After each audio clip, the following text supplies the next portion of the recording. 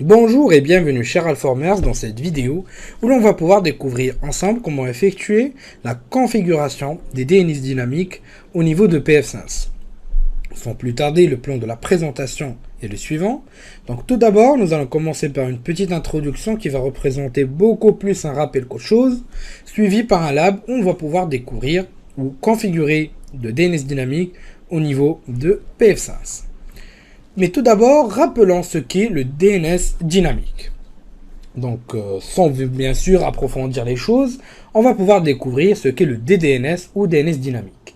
En fait, c'est très simple. Cela sert justement et simplement à avoir un nom de domaine fixe qui va pointer donc de manière continue vers une machine lorsqu'elle est connectée à Internet.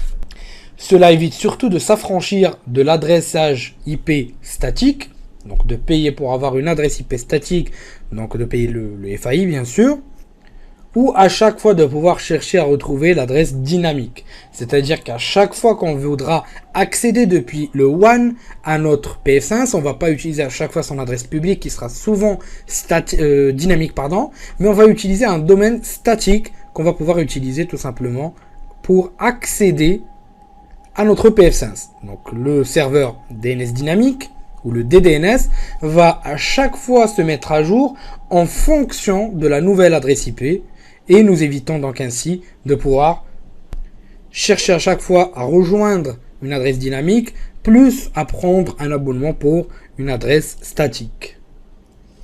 Donc on retrouve généralement bien sûr des IP dynamiques sur des modems, de la DSL, sur de la fibre optique et ainsi de suite. Et donc en effet cela va nous éviter de fournir à chaque fois son adresse IP, donc ou de chercher à chaque fois son adresse IP, donc qui va changer continuellement, ou même par rapport à un sous-traitant ou autre. On va donc en gros chercher à effectuer donc ou à mettre à jour automatiquement un serveur DNS en temps réel de la manière la plus simple possible. Donc sans plus tarder, allons découvrir comment effectuer cela ensemble et en vidéo. Pour effectuer donc une configuration en DDNS, donc on doit utiliser en fait un fournisseur de DNS dynamique. Parmi les plus anciens et les plus efficaces, on retrouve nos IP. Donc tout d'abord, nous allons donc devoir effectuer une petite inscription. Donc là, je vais spécifier mon email, mot de passe et un nom d'hôte que je devrais choisir. Donc regardez bien, on a différents hôtes qu'on peut choisir. Donc là par exemple, je vais choisir Alform, pfSense ou pfSense Alform, .ddns.net. Donc voilà, donc il faut pas avoir donc de chiffres dessus. Donc là je vais choisir par exemple pfSense 001. Voilà, c'est disponible. Parfait. Après, à partir de là, nous choisissons le plan qu'on veut donc utiliser ou exploiter. Donc là, on va choisir le plan gratuit, puisque c'est ce qui va nous intéresser pour l'instant pour cette formation. Et donc pour le reste, on verra par la suite. Donc là, les options de base nous suffisent. Voilà, on doit confirmer notre compte. Donc afin de pouvoir utiliser nos IP. Donc voilà, je viens de le confirmer. Donc à partir de là, je vais aller vers login. kandar.hamza@gmail.com, mon mot de passe. Donc on attend quelques secondes. Et voilà. Donc là, je vais fermer tout ça. On a au niveau de DNS notre hôte, comme vous pouvez le voir, qui a été spécifié. Donc on a l'adresse IP sur laquelle il va pointer. Et à partir de là, nous pouvons donc commencer notre configuration. Donc là, je vais me diriger vers Service et Dynamic DNS. Au niveau de cette partie-là, nous allons donc cliquer sur Add au niveau des clients Dynamic DNS. Et là, nous avons une panoplie d'options. Donc tout d'abord, on doit choisir l'opérateur qu'on a utilisé, c'est-à-dire nos IP, l'interface sur laquelle on va se baser, qui est le WAN, et à partir de là, on a le nom d'hôte. Donc là, le nom d'hôte, c'est tout simplement le lien qu'on a créé tout à l'heure ici. Vous pouvez le voir sur le domaine des DNS. Et là, on spécifie donc le nom d'hôte qu'on a créé tout à l'heure. Donc parfait. Donc il va pouvoir représenter notre, si on préfère, notre domaine statique qui va pointer, ou notre serveur DNS qui va pointer directement donc sur l'adresse IP qui est dynamique. On a aussi la possibilité d'ajouter l'adresse d'un serveur MX pour tout ce qui va être orienté mail. Donc pas tous les fournisseurs l'acceptent de manière gratuite surtout. Donc voilà. Il suffira donc bien sûr de benchmarker les fournisseurs pour choisir ce qui va vous aller le mieux. Donc par la suite, on peut utiliser des wildcards et donc des informations détaillées au niveau de la journalisation. C'est ce qu'on va faire.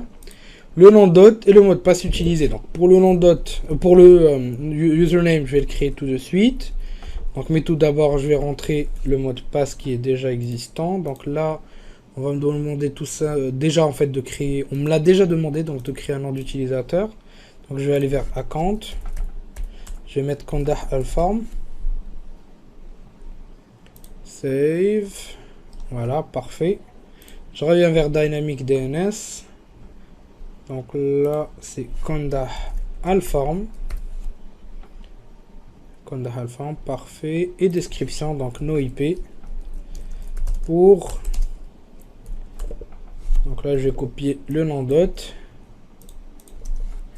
qui va pointer sur pfSense. Je vais cliquer sur Save.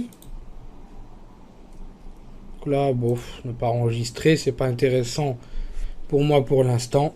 Et voilà. On a donc l'IP qui est en cache, comme vous pouvez le voir, qui est correct. Et donc en naviguant vers le domaine suivant, on va directement tomber au niveau de notre pfSense. Donc bien sûr, il existe d'autres cas où vous allez devoir effectuer du port forwarding. Donc ça, c'est des cas vraiment très spéciaux qu'on va pouvoir gérer ensemble par la suite. Et en fait, comme vous pouvez le voir, si l'adresse IP est en vert, ça veut dire que notre DDNS est à jour et l'adresse IP est donc valide. Juste une petite parenthèse concernant la RFC 2136.